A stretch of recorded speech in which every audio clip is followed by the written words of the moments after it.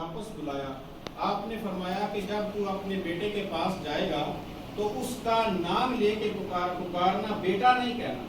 اس کا نام لے کے اس کو بلانا، بیٹا نہیں کہنا. تو وہ شخص کہنے لگا یا رسول اللہ میرا بیٹا ہے، اگر میں بیٹا کہہ کے پکار دوں تو اس میں حرج کیا ہے؟ آپ بتائیں مجھے اس کی وجہ کیا ہے. تو آقا کریم علیہ السلام نے فرمایا کہ جتنے بچے کھیل رہے ہیں وہ سارے کسی کے بیٹے ہیں، تو تیرے اندر بہت بلا کی مٹھاس ہوگی، تو بڑا اداس ہوگا اپنے بیٹے سے. اتنی دیر کے بعد، 2-3 دنوں کے بعد تو مل رہا ہے اپنے بیٹے سے، تو تیرے اندر بڑی محبت ہوگی. تو جب تم اس کو بیٹا کہو گے تو ہو سکتا ہے ان بچوں میں کھیلنے والا کوئی بچہ ایسا بھی ہو جو یتیم ہو، جس کا باپ ہی نہ ہو، تو اس کے دل کو جو ٹھیس پہنچے گی اس کا جواب دار کون ہوگا؟ تو آپ نے فرمایا جو تیری محبت ہے وہ اپنی محبت گھر جا کے پوری کر لینا، لیکن بچوں کے دوران اسے بیٹا کہہ کے نہیں پکارنا، اس کا نام لینا اور نام لے کے اسے پکارنا اور اپنے گھر لے جانا. تو یہ آقا کریم علیہ السلام کا مزاج تھا. تو آپ کا مزاج اتنا عظیم مزاج ہے کہ لقد کان لکم، اللہ نے قرآن میں تعریف کیا کہ اے میرے محبوب تیرا اخلاق تو بڑا ہی عظیم ہے، تیرا اخلاق بڑا ہی عالی شان ہے. اور ہر ایک کو عطا فرماتے تھے.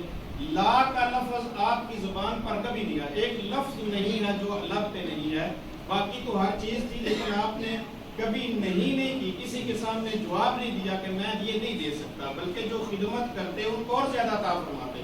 حضرت ربیعہ رضی اللہ تعالیٰ عنہ، آپ اللہ کے محبوب کی خدمت میں حاضر ہوتے اور خدمت کرتے، تہجد کے وقت اٹھتے اور پانی بھرتے اور آپ کو وضو کراتے، تو اس لیے آپ کی بہت زیادہ خدمت فرماتے حضرت ربیعہ رضی اللہ تعالیٰ عنہ.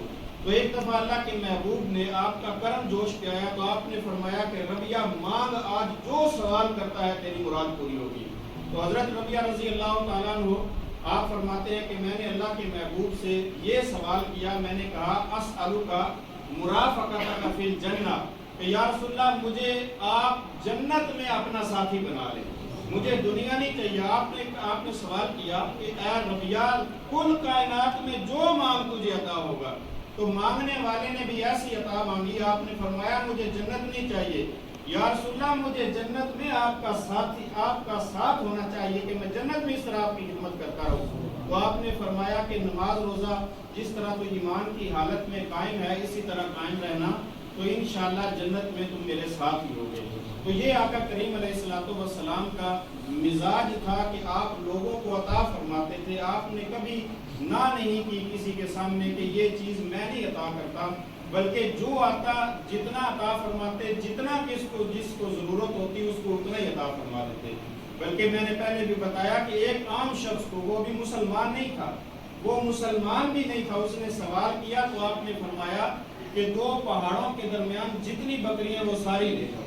تو اس شخص نے کیا خطاب کیا اپنی قوم کے سامنے؟ اس نے کہا میں نے آج اس نبی سے چیز لی ہے جس کو کمی کا کوئی خطرہ ہی نہیں ہے. وہ اس طرح دیتے ہیں کہ کیسے لگتا ہے کہ ان کو کمی کا کوئی خطرہ نہیں ہے، کہ ان کا مال کم ہو جائے گا. تو یہ آپ کی عطا تھی. تو دعا ہے کہ اللہ پاک ہمیں بھی وہ سخاوت نصیب فرمائے، آقا کریم علیہ السلام کی عطا کا کچھ حصہ ہمیں بھی عطا فرمائے اور آقا کریم علیہ السلام کی نسبت قائم فرمائے. وما علینا الا البلاغ.